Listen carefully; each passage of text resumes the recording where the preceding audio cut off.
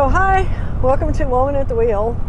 As you can see, I got the camera flipped around today. I don't know why, because I keep yawning. So don't take it personal if I start yawning. It is so gray and this weather is so oppressive. It's just making me yawn like crazy. But I wanted to tell you about yesterday. Yesterday was some kind of day. Well, last night anyway. So I had intended to be in bed by 9 o'clock and get up really early and leave to go do this.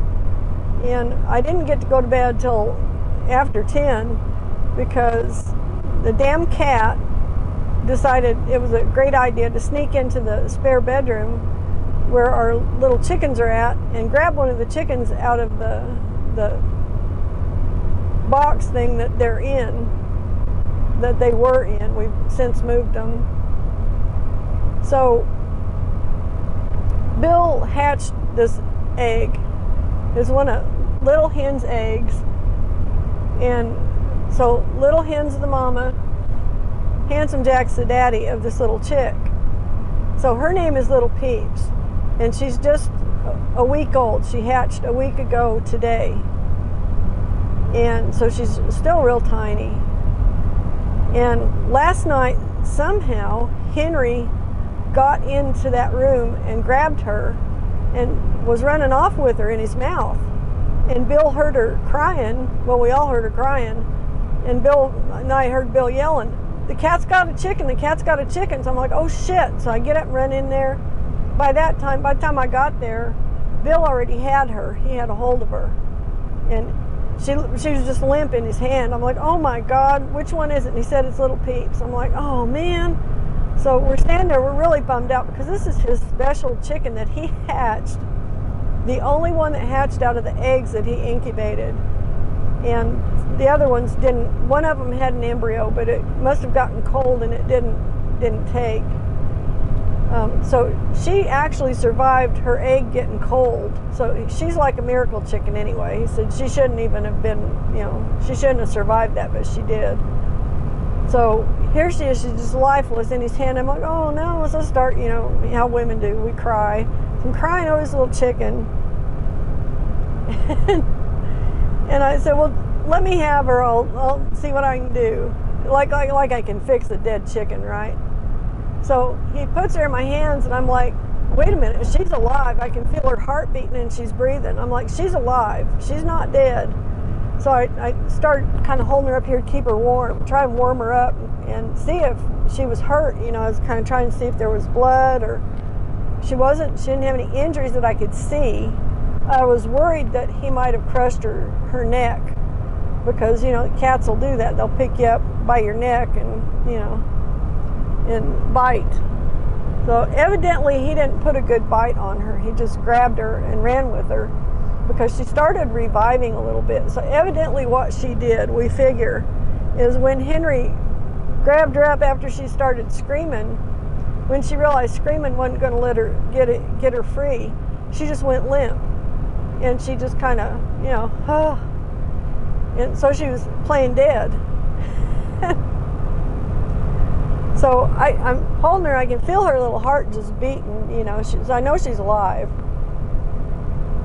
And I sat there and held her for probably 10 or 15 minutes, and I went in the room where her little box is with the other chicks in it. So we had just bought 4 more chicks 2 days earlier to go with her because she was the only one. She was lonely, she needed her flock. Chickens are flock birds, they need to be with other chickens. So we had bought them, so they're all in the box, they're all okay. So I'm sitting there just kind of guarding them to make sure that son of a bitch Henry doesn't come back in looking for another, bird to run off with. That damn cat. And so I'm just sitting there holding her, getting her good and warm, and I didn't want to set her back in the box with the other chickens until I knew that she was going to be okay and could stand up, because they pick on each other too. And I didn't want her to get in there and get pecked or, get knocked over or whatever. So I'm sitting there and Bill comes in and he says, well, how's she doing? I said, well, she's just sitting here real quiet. And he says, well, is she standing in your hand or is she laying? I'm like, she's laying. So he reached over like he's going to pick her up, and she just sprang up and started jumping around trying to get out of my hand. Of course, he got a hold of her and set her down in the box. So she's fine. That chicken is a miracle chicken twice over. It's just amazing. She survived her egg getting cold, and she survived when the other egg died, and she survived Henry dragging her out of her box and hauling her off in his mouth like, you know, some kind of a cat toy. And Henry's kind of a little miracle cat himself, which is probably the only reason that Bill didn't wring his neck right then when he had the chance to do it, when he had her in his mouth. But I guess Bill hollered at Henry, and Henry dropped her. He knew he was in trouble. He dropped her, and Bill got her. But so Henry is also a miracle critter, because he got sick. This has been 7 or 8 years ago now. I mean, he damn near died 3 times. He got bitten by some other cat, we think. That was the best we could come up with. Or some other critter.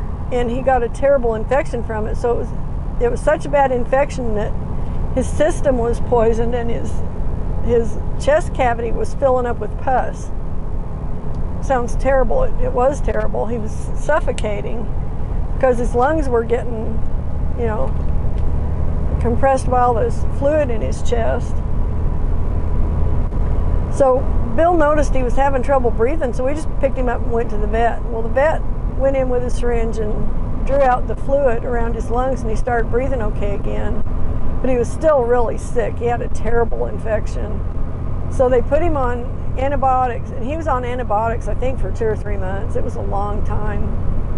And we brought him home, and we had to rush him back to the vet 2 more times for the same thing. The fluid would build up in his chest cavity. And the 3rd time, the vet said, he's probably not going to survive this. He's had it too many times. It's probably going to be the last time. So he said, I'll drain it out, and we'll see how he does, and, you know, leave him here overnight, and then we'll call you tomorrow if he's still here or whatever, because he says, I don't think he's going to make it. So we're like, okay.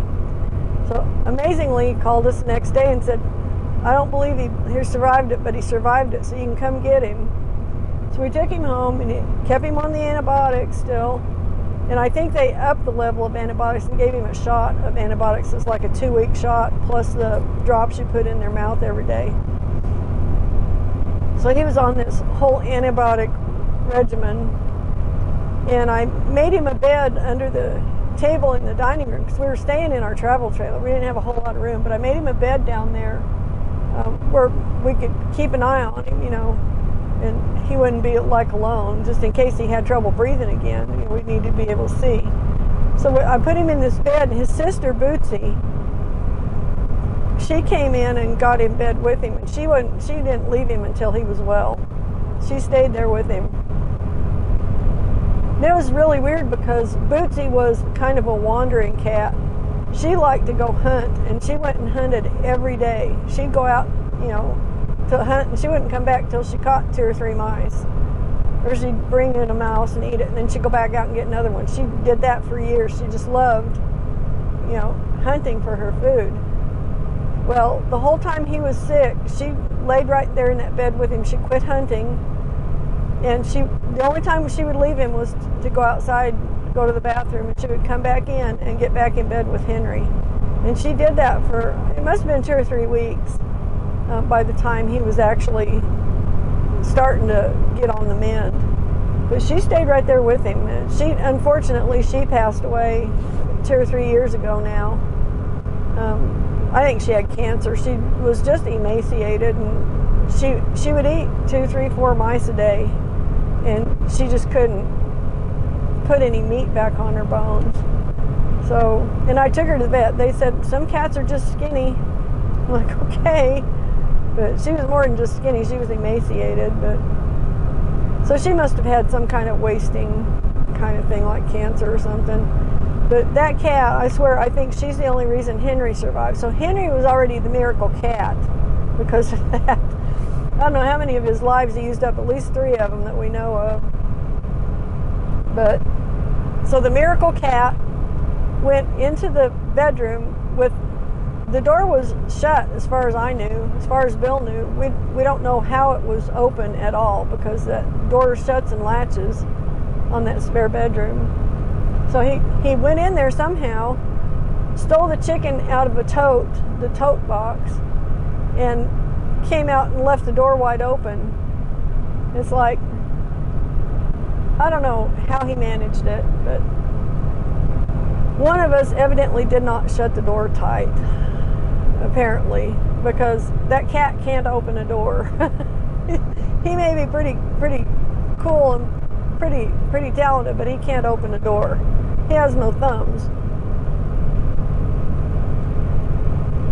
So all's well that ends well. So today Peeps is doing fine. Henry's survived. Bill decided not to kill him because I honestly think if he had killed Peeps, Bill would have probably evicted him from the house permanently.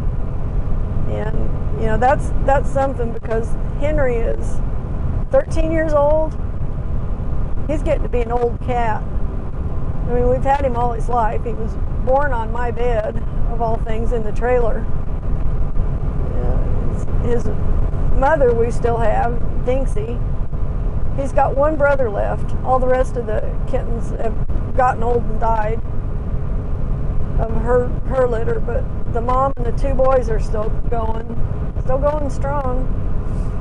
So I don't know, but Henry's a lucky cat that he didn't kill that chicken, because I don't know what Bill might have done, because that's Bill's special chicken. I mean, he kind of made that chicken.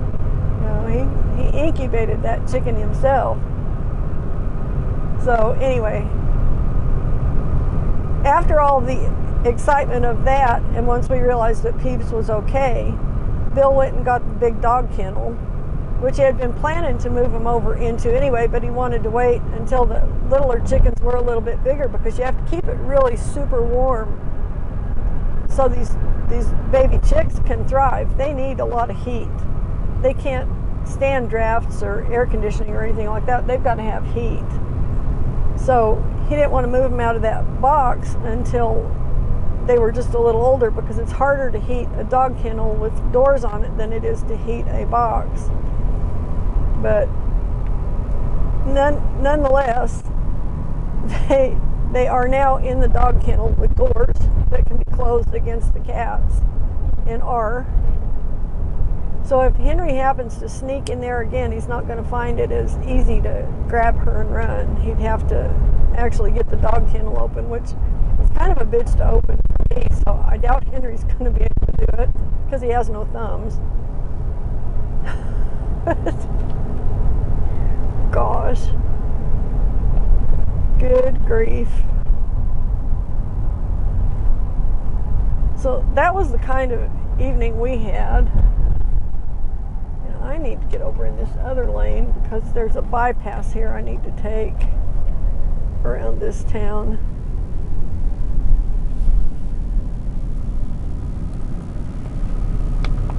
I think.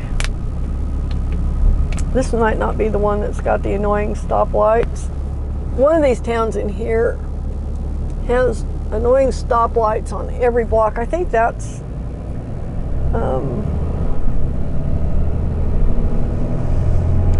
Arkansas, or Arkansas City. I don't think this one's it. I think this is okay. I can just go through here.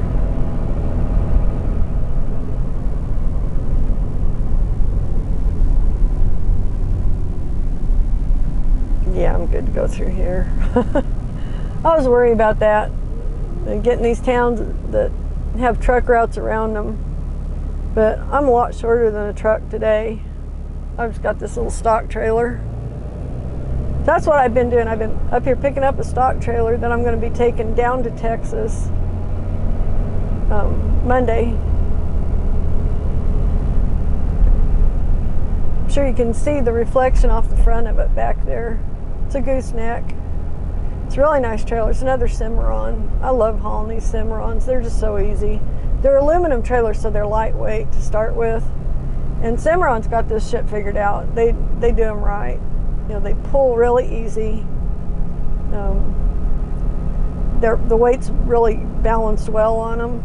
so you don't feel like your truck's, you know, a lot of these horse trailers, you feel like your truck has got all of the weight on the hitch because they're balanced funky, because once you put the horses in the back of them, they're so long that they don't pull correctly until you got them loaded with horses. But I never have that trouble with these shorter stock trailers, which makes me happy, because I don't like that feeling of having floaty steering on the front end of the truck. It kind of sucks. Not a fan of that.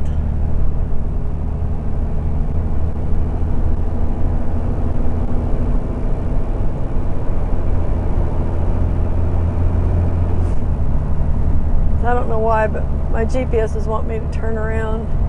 I'm not going to turn around. It may not know where I'm going, but I know where I'm going.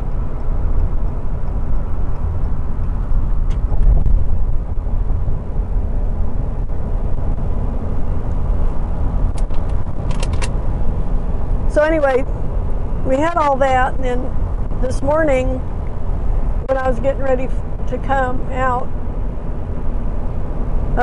Tuck was laying on the bed, and I set my cell phone on the bed, and I put my SIM card that goes in my video camera.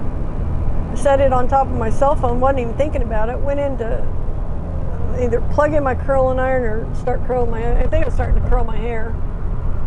And I heard a weird sound, so I was like, Tuck, what are you doing? And he had chewed up my SIM card. So he didn't damage the actual card. What he did was he busted up the adapter that the card slides into, that fits into the camera and the computer. So I don't know if I lost all that footage or not. It's not like the end of the world if I did, you know. It's like what I'm doing here is not heart surgery or anything.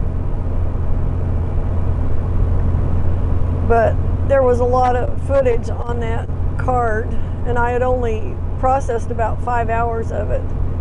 So the worst thing about it is I was doing it as a series of different stages in a Kansas to Texas marathon, hauling these 2 trailers I did at the beginning of the week.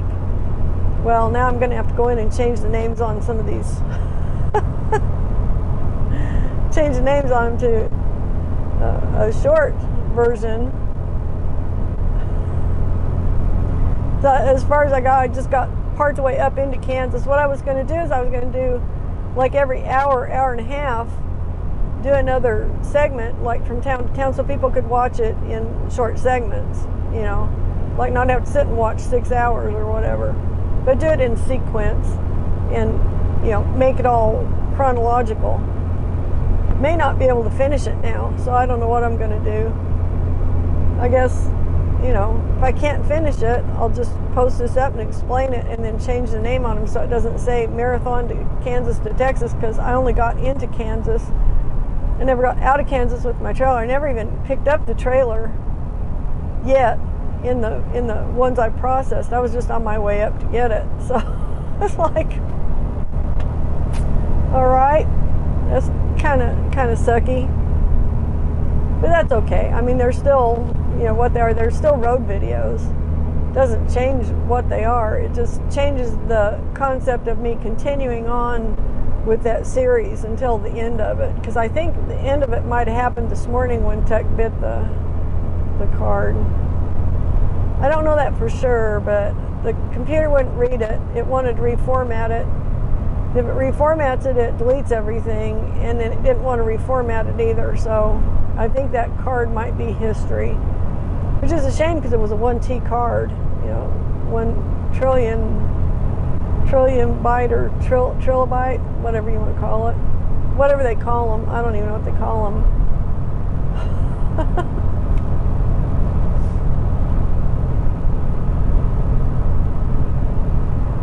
Oh well, shit happens, and that's the truth. So between last night and this morning, it was pretty wild around the old farm.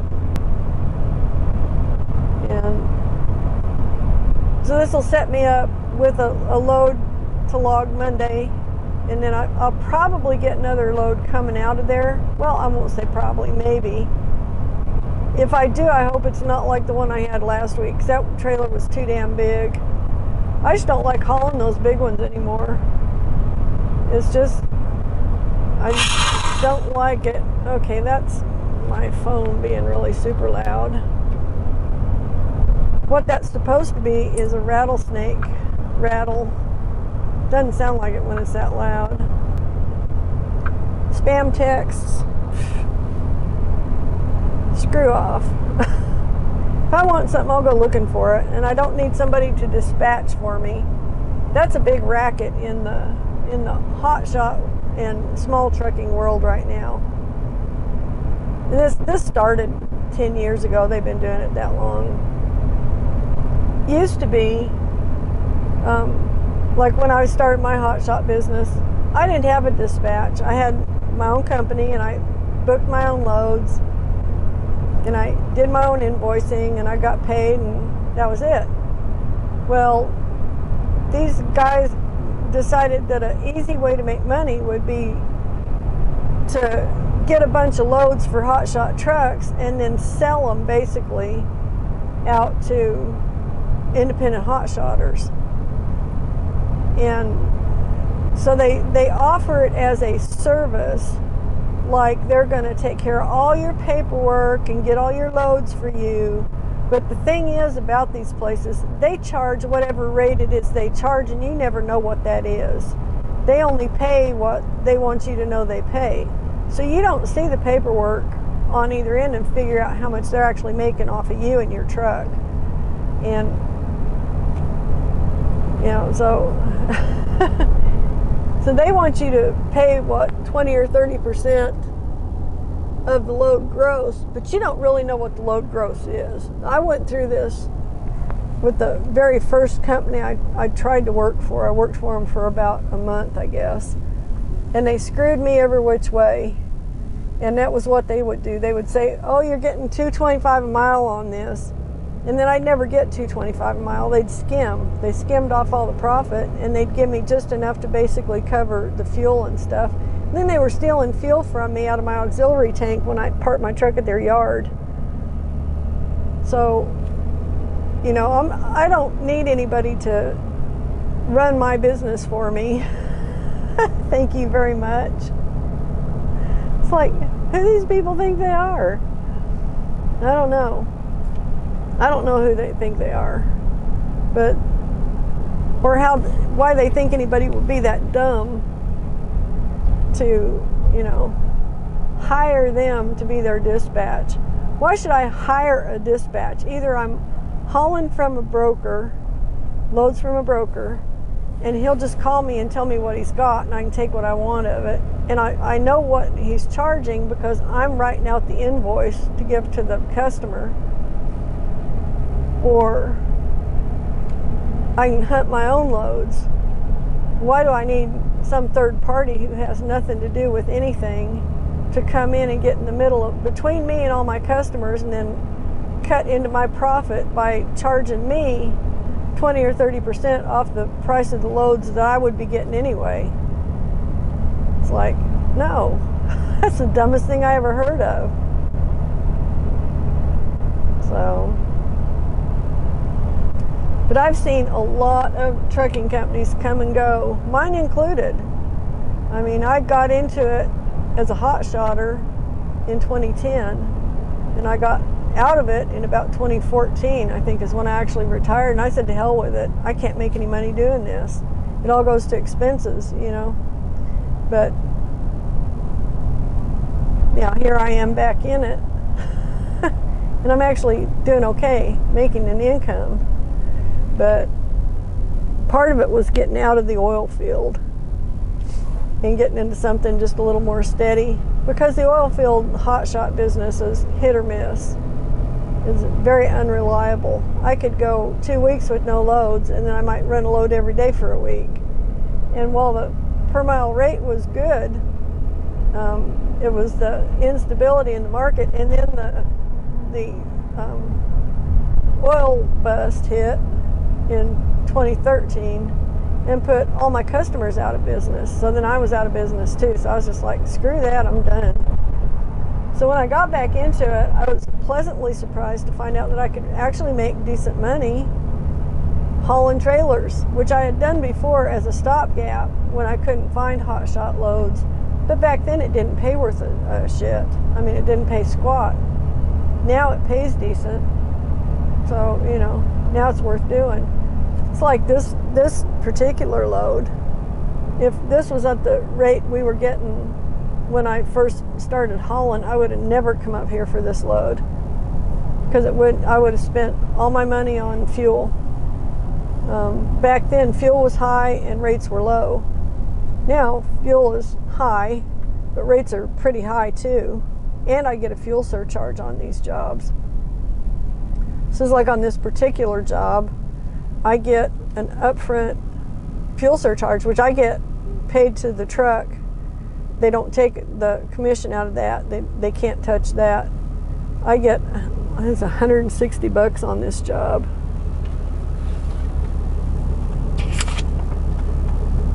Yeah, so I'm getting $160 just for fuel. That's extra. That's over the rate that I'm charging to haul it.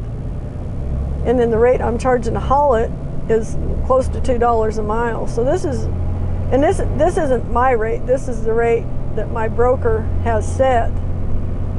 And he's really good about pushing the rates up and making sure that we get decent rates for jobs like this, where you have to run a long way, you know, without a load, because we only get paid for loaded miles.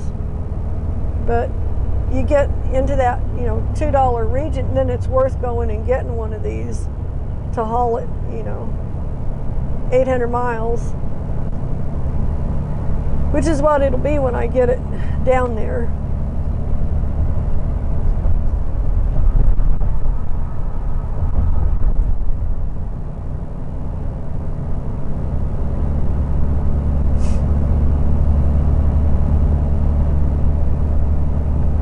Paying attention to what I'm doing here. I'm in a kind of a congested area.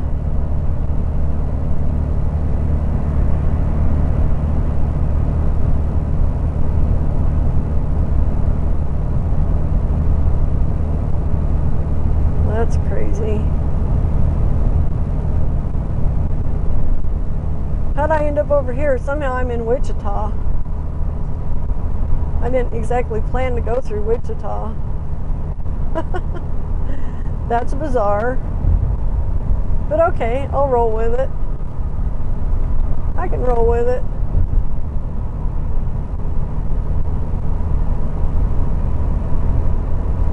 That's very odd. I shouldn't be in Wichita, actually. I should be like 30 miles that way from Wichita.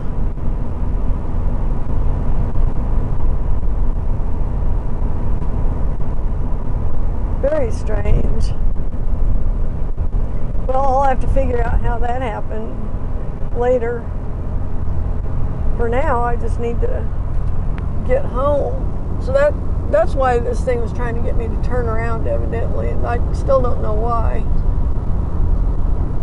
Okay.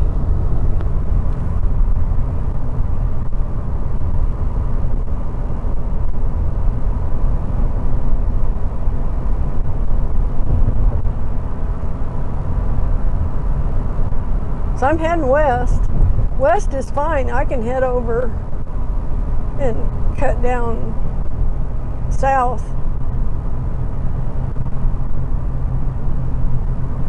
It's kind of crazy. Kind of kooky. That's okay. I'd rather head west, I think. Oh, okay. So I need to get over. I need this exit. There we go. Oh gosh. How freaking goofy is that? That is freaking goofy.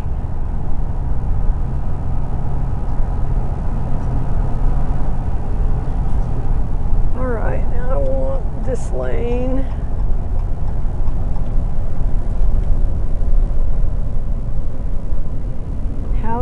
manage this? I have no idea. That's what I get for talking and not paying attention.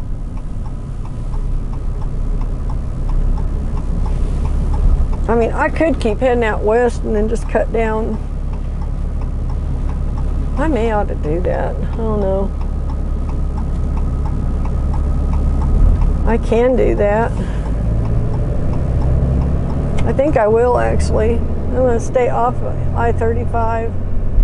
So I can avoid all Oklahoma City and everything if I just keep going west and then cut south on the other side of Wichita. So that is what I'm going to do. We'll get back on 54 or 400. Gosh, that's crazy. That's some crazy shit now.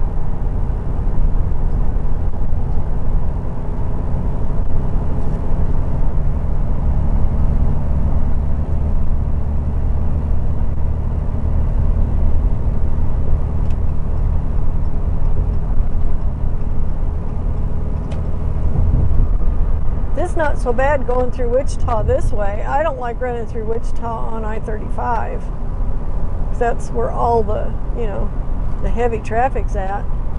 This is fine. This is getting me around pretty well.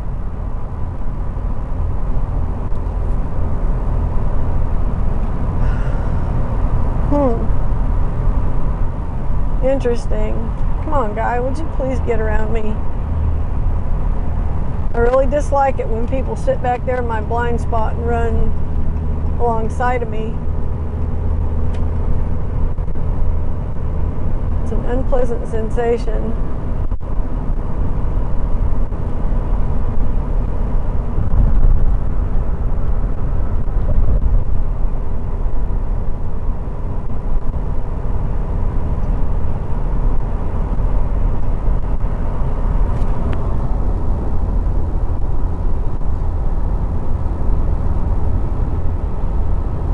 This is still trying to run me down I-35. I'm not going down I-35.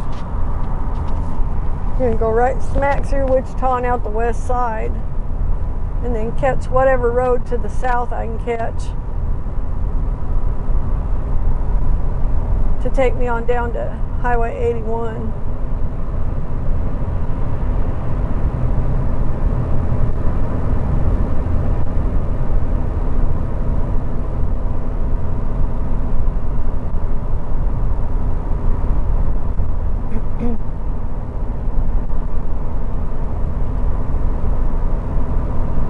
So that's pretty crazy. Oh my gosh. Okay, I'm gonna flip this around. Look, see how dull it looks out here. See what I mean? It's just a dull looking day.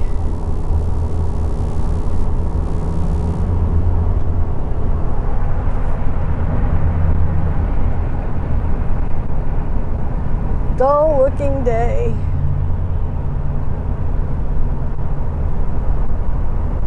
Man, this thing is bound and determined to put me on I-35, and I've got it set to keep me off of interstates, I'm pretty sure. Yeah. So I don't know why it's doing this. It does this shit. It drives me crazy. I really dislike it. It's like if I tell you I don't want to be on the interstate, don't put me on the damn interstate.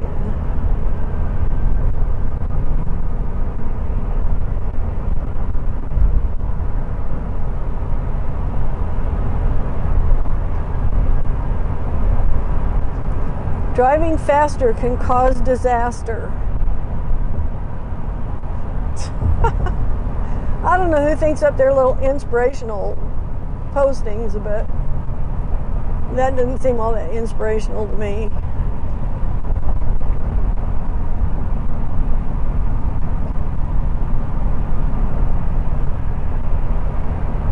I think that was a little bizarre.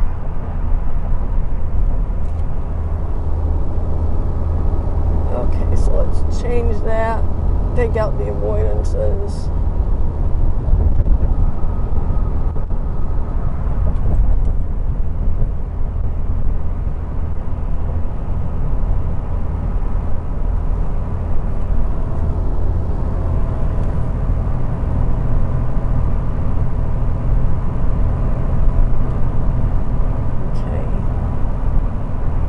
Oklahoma City, Salina. No, I don't want either. Thank you. Leave me alone. Take your I-35 and stick it. Don't want any parts of that at all whatsoever.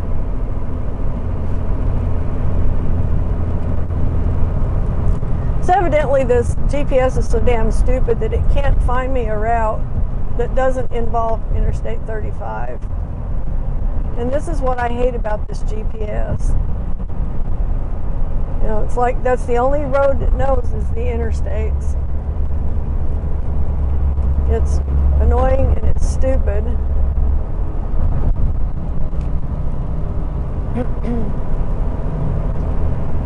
So this traffic kind of sucks, but this isn't anything near as bad as what Oklahoma City's going to be here in about an hour and a half, which is about the time I would get down there. And I don't want to deal with that at all, so my best bet is to just get out west.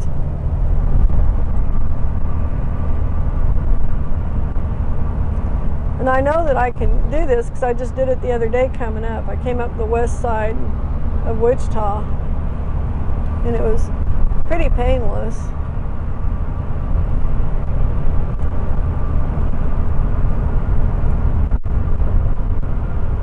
But it's obviously rush hour here in Wichita, or really close to getting to be rush hour.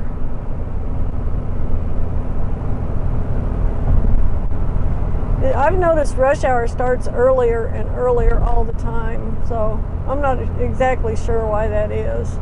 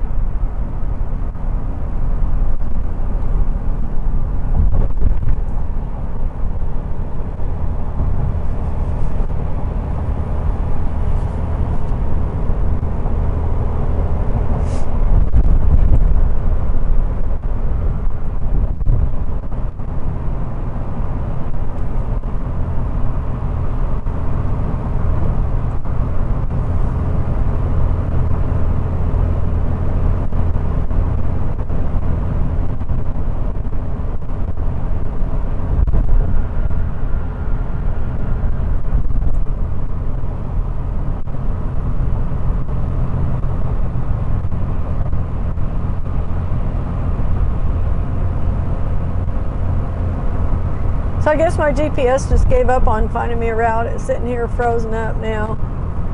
It's just not going to do it. I can just forget about getting any help from it, obviously.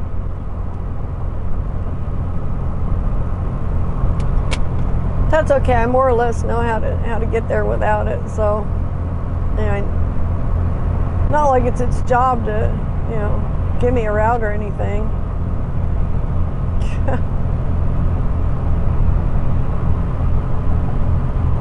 So fun.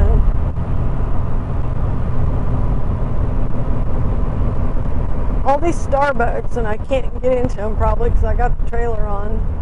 That's okay. I already had Starbucks earlier. I stopped in Punk City and had breakfast, a late breakfast at Starbucks. Oh, great. This is just what I wanted to do, sit in traffic a while. So we clearly have some traffic issues here. That's not going to help it any. Fire truck.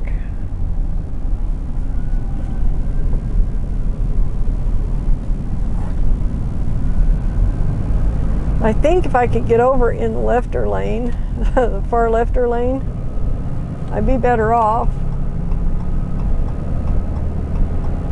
I'm going to have to be lucky and have somebody who allows me to get over. Thank you, guy. I appreciate you. Somebody did. These exits that have so much traffic that they jam up for, you know, a mile before and a mile after, those are getting more and more common because there are too many people trying to use the exit at the same time. You know, rush hour, duh.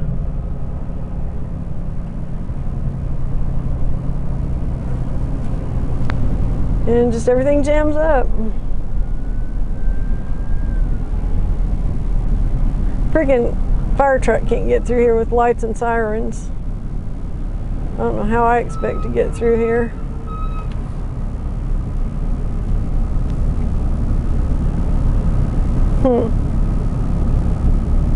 Interesting.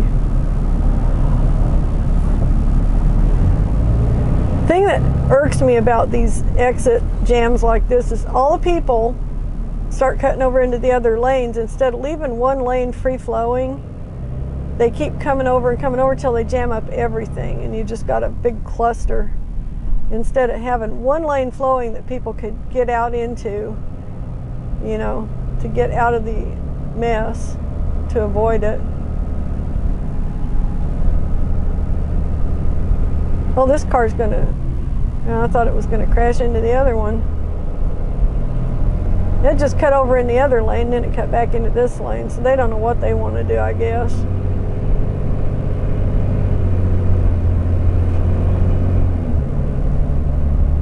I know what I want to do. I want to get the hell out of here. That's what I want to do. So what I've found all the years of driving is if you find yourself in a jam like this, you're better off in the far leftist lane you can get in, because that's probably the only one that you're going to have a prayer of keeping moving in. And this is 235 is what's jamming this all up, their other loop. So once we get past this, it should thin out.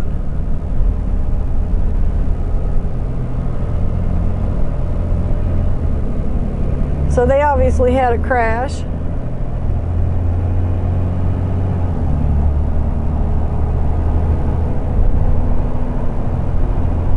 And I've got people coming around the right side of me. I'd like to get back over there. Get out of the fast lane. There we go, now I can. Sometimes you just gotta wait, you know, for the path to clear. And that's what this is all about right now. Clearing a path.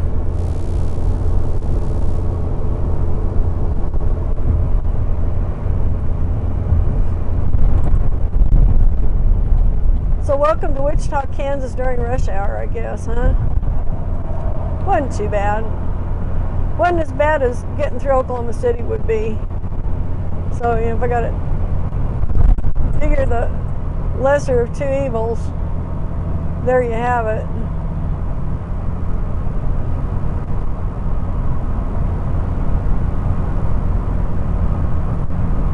Ridge Road. I think I can take the one after Ridge. I think it's 119th Avenue, maybe.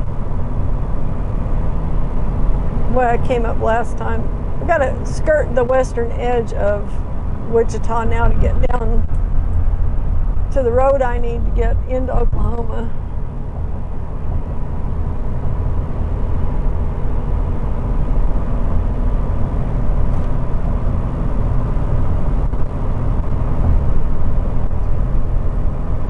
So I think it's going to be out here a few miles.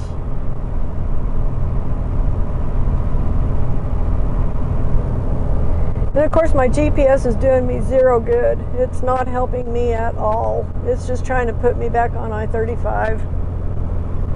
The annoying son of a bitch that it is.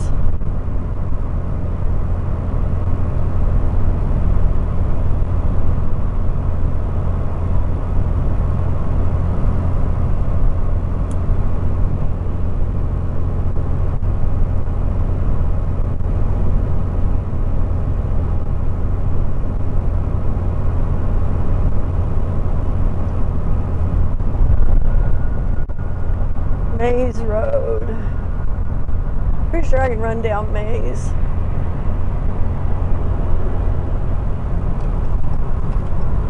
Come on, guy, would you get around me? These freaking people.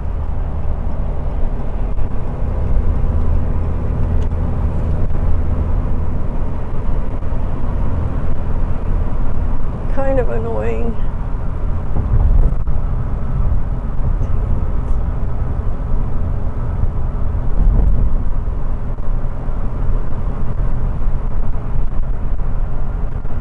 So I think I want 119th because May's probably got stoplights all on it.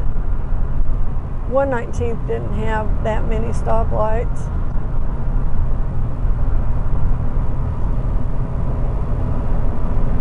And it sounds like that may be a left side exit. Lane ends 1/4 mile. Okay, so I need to get over clearly.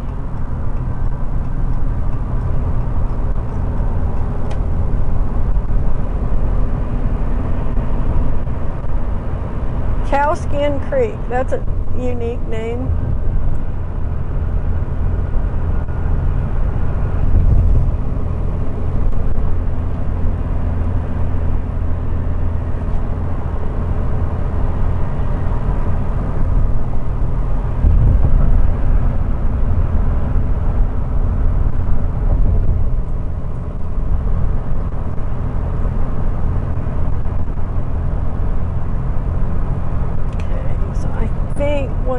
Is going to be a left-hand turn.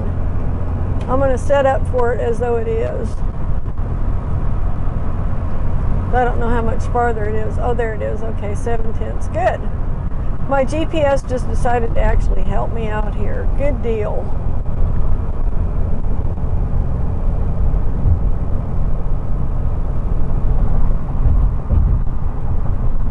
Just redeemed itself.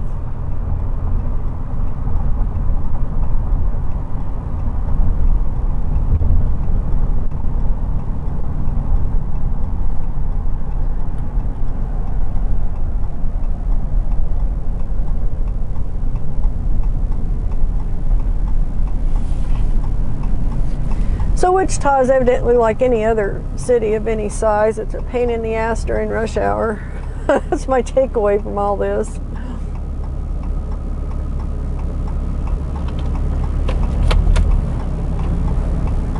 What weirdness is this guy doing? Oh, that's an Okie. That's a Choctaw Nation plate.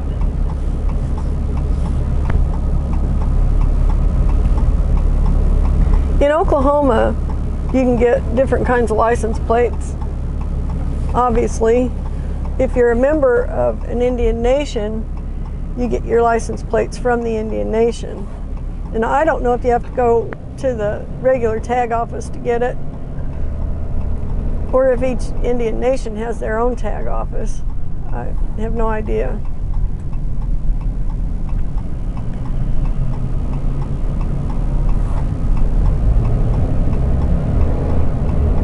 Be nice if I get through before this turns red.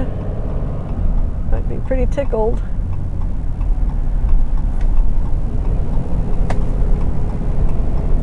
Okay. All right, excellent.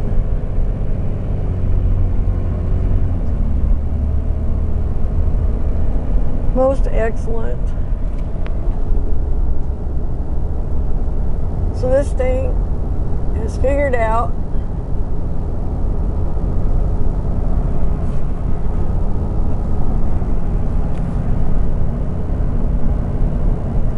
It's still trying to run me back to the interstate.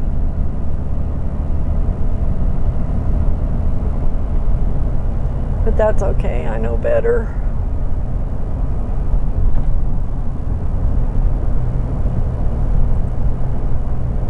I will, however, run on the surface road down to, oh, there's a town down here. Then I can cut back over west and down into Oklahoma.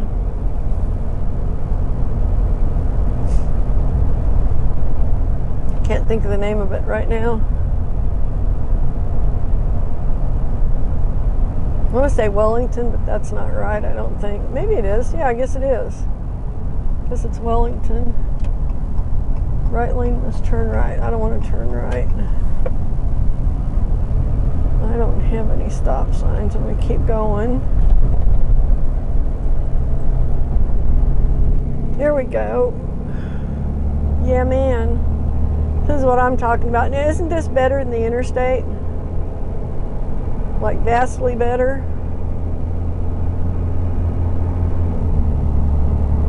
No stop and go traffic.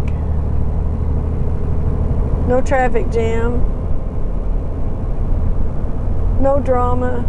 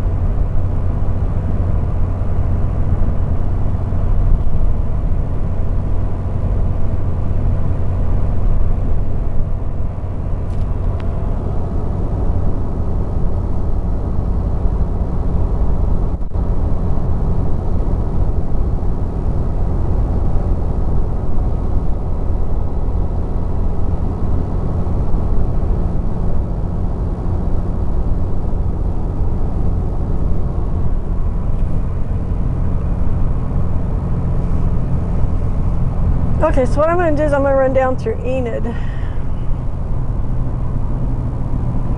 which is the most direct way for me to get home because I live pretty much due south of Enid. And I need to go up to the next highway, which is Highway 42. Doesn't look like my cross traffic is going to stop here, so I have to be really careful. We're good.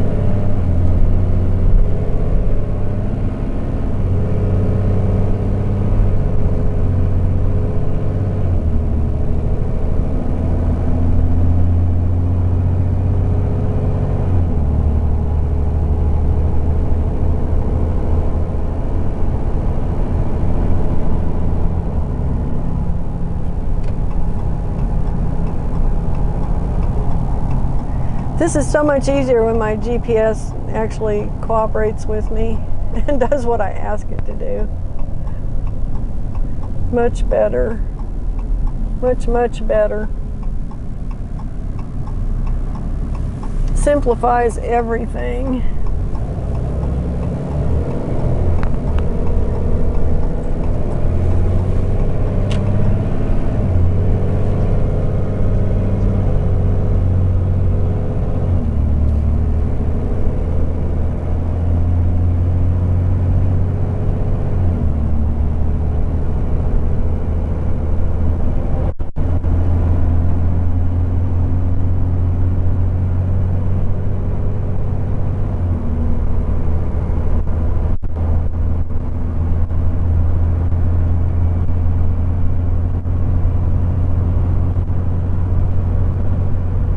Of course, I still got people up my butt, but that won't last too long. So when I turn off up here in 12 miles, I should be out of all of the Wichita traffic. Should be the end of it.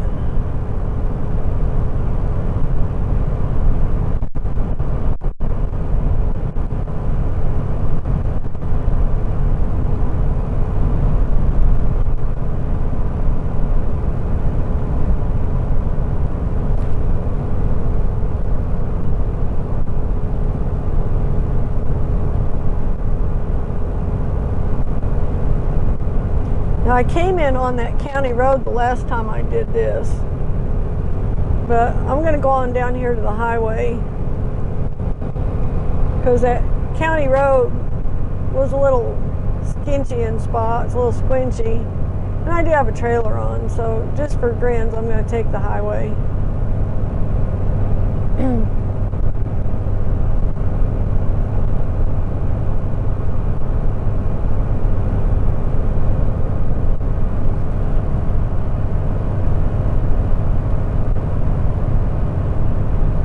I'm actually glad that I sat down and looked at my route while I was doing editing on the other videos I made.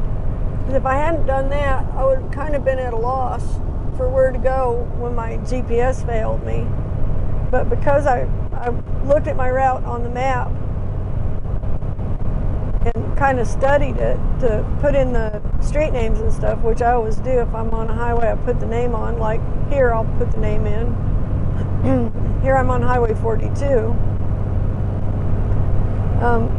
I got a better overview of where I'd actually been, because I was kind of flying by the seat of my pants the other day. I was meandering around, kind of lollygagging and sightseeing, as opposed to just getting a job and getting out.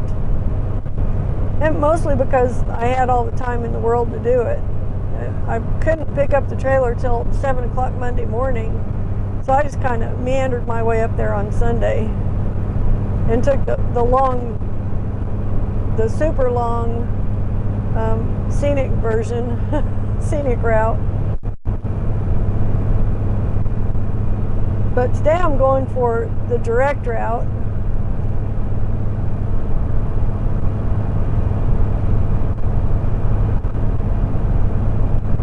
So this was kind of a happy accident, actually, that I ended up over here, because somehow I got onto Highway 400 and was headed west when I was actually thinking I was headed south. So I took the wrong turn somewhere, which was not a big deal because they both ultimately get me to the same spot, just by a different route, of course. But this was actually probably really beneficial for me today, because this got me around all of the drama and shit of all the cities between where I was at in Kansas and Oklahoma City and on down. So the biggest city I'll be going through this route is El Reno and Chickasha, and Kingfisher. So those are the biggest cities, and they're not that big. They're relatively small towns. El Reno, yeah, I think I said that. So this is a kind of a happy accident that put me out over here. And that's kind of rare for me to do, to kind of actually lose track of where I'm at. But I was talking and thinking about chickens and stuff, you know.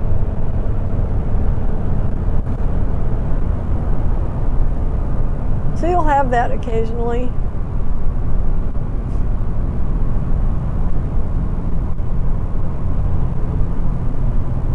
Some kind of little community out here.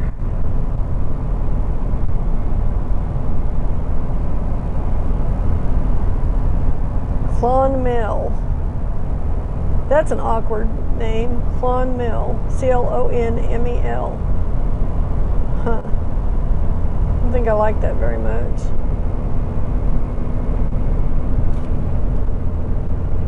If I was going to have my own town, I would not call it Clonmel. Nothing against Clonmel. It's just the name is awkward to me, to my tongue. It seems odd.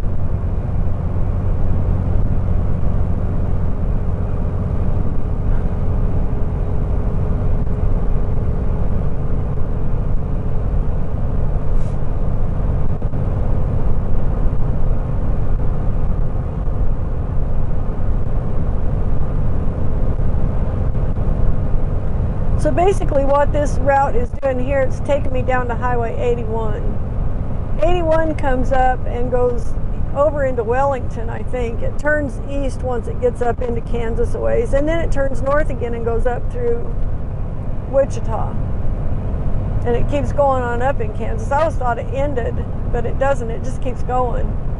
So I'm not sure how far 81 actually goes. I know it goes up at least past Wichita, but the part of it I want is the part of it that's down here in Oklahoma, because that's the one that's going to get me home. So another 5.5 miles and we'll be turning onto Highway 49, if you're following along on Google Earth or anything.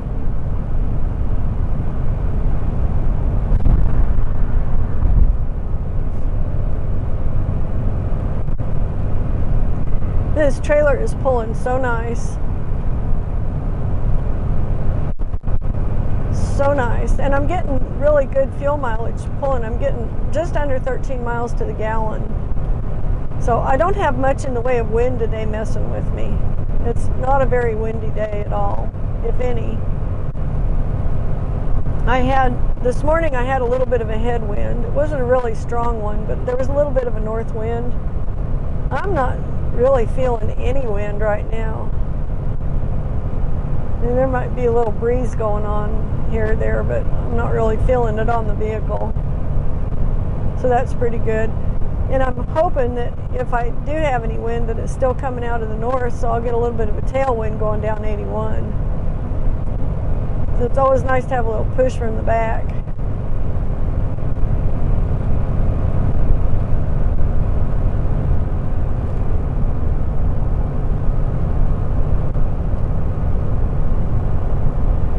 Four more miles to our turn. So I'm 218 miles from home here.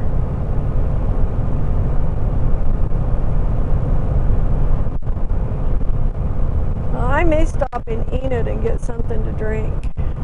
I may do that, or somewhere along the way. But maybe for sure in Enid, once I get down that far. So I'm about out of things to drink. I think I finished the last of my coffee about an hour ago, and I've been drinking water since then.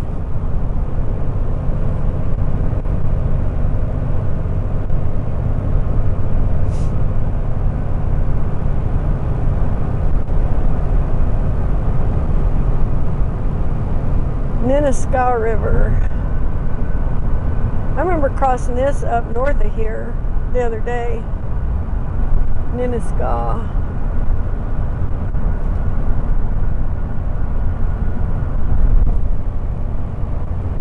We've got a town near us called Nenaca, but that was Nenaska with a S-C-A-H. Ska.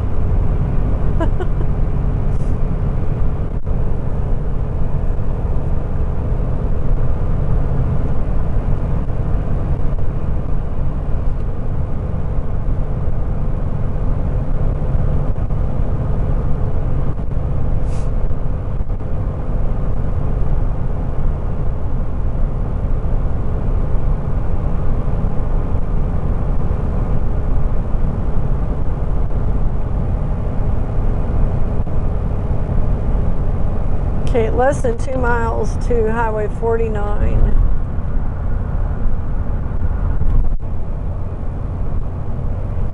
Which is going to be good because I've got this guy crawling up my butt back here. So maybe I can get out of his way. And he's got no reason to be tailgating me because I'm going the speed limit. So, you know, but people do that. People are pretty dumb about tailgating. They don't realize how dangerous it is to do it.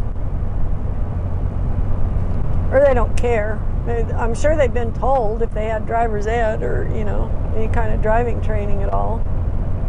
They've probably been told not to do it.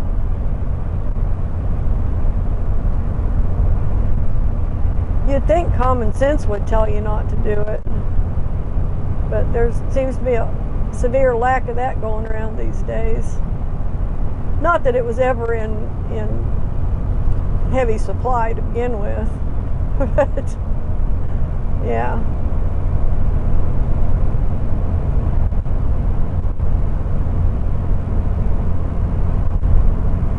Okay, about a half a mile to our turn,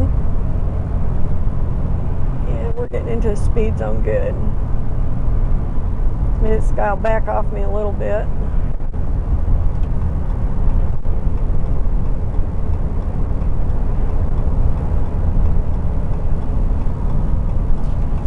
Okay, I'm wanting 49, which goes that way. The first left is not 49, it's something else. The second left is 49. That's what I want.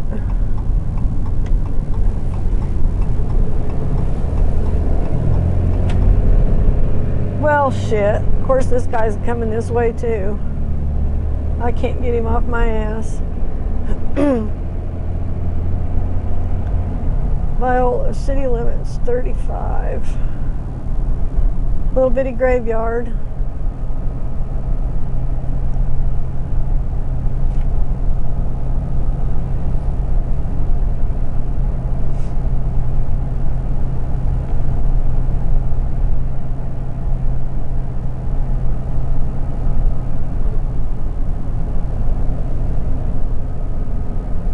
Viola Community Hall. That used to be a school, I'm sure. High school, probably. Pretty houses. Look at this pretty house on the left here. Big old 2-story farmhouse.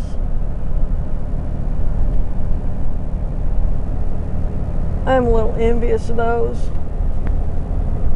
I always wanted to live in one of those.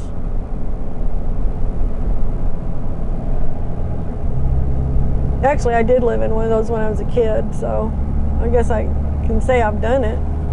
I'd like to find one for myself to live in, but then again, I'm getting old enough now, I don't know if I want something that's got stairs. Probably not, because if I get as bent up and feeble as my parents got, I'm not going to be wanting to climb stairs in another 10 years probably.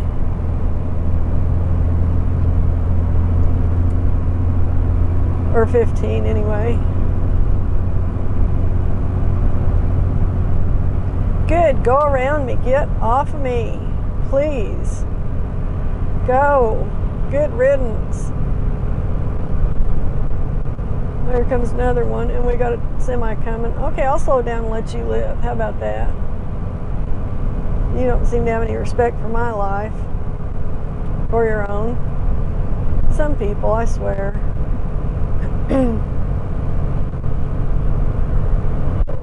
So I'm glad they're off my ass anyway. Yes, indeed.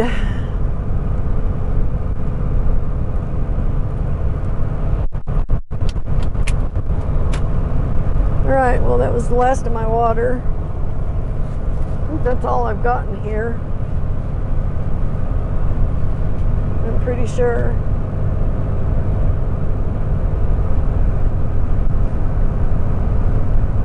Oh, this is nice land out here. It's pretty. I'll get down here about 13 miles and I've got a dog leg back to the east about a couple miles.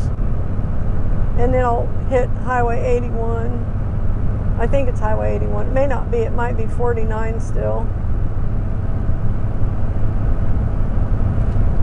I can go that way, or I can go...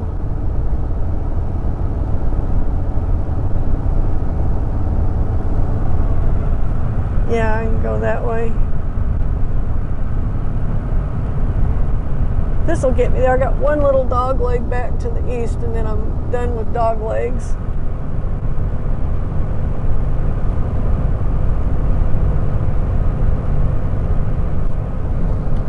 Which, that's okay with me.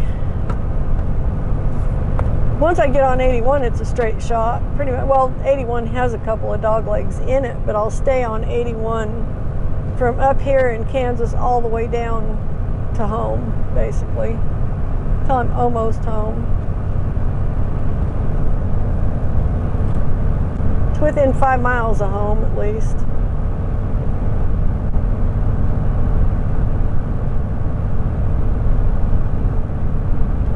Oh, this is way better than running on I-35. I mean, this is just freaking awesome. I'm enjoying this. This is pleasurable.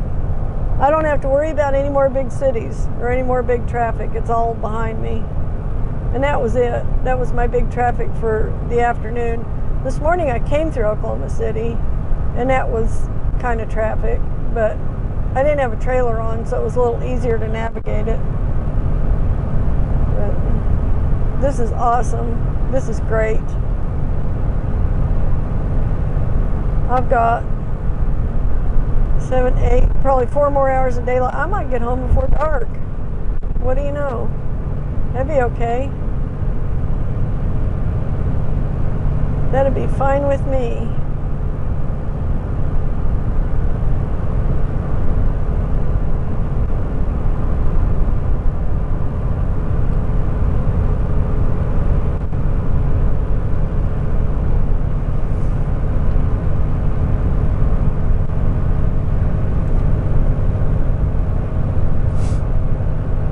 Okay, there's a Casey's down here. I might stop and have a potty break. I gotta pee. Get something else to drink so I can stop and pee again somewhere else. Gotta keep the kidneys working, I guess.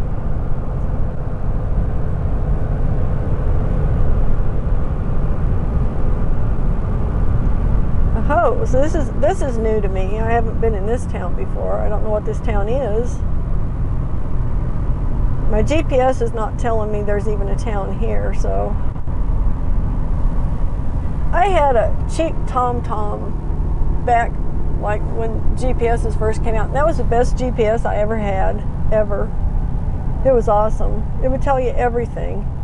It would tell you what town you were coming into.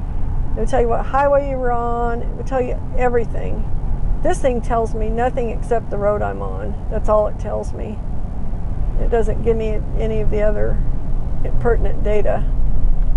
Okay, so this is Conway Springs, Kansas. And I don't remember ever being here before.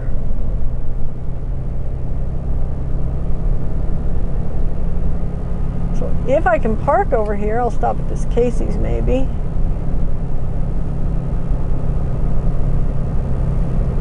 If not, I guess I'll just keep going.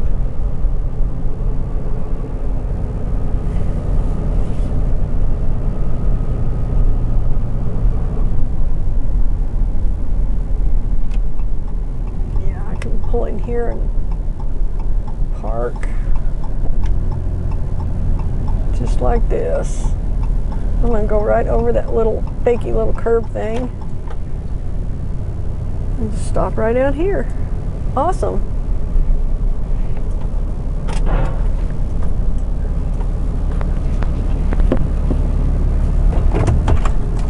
All right, I shall return. Once I get unhooked from everything, anyway.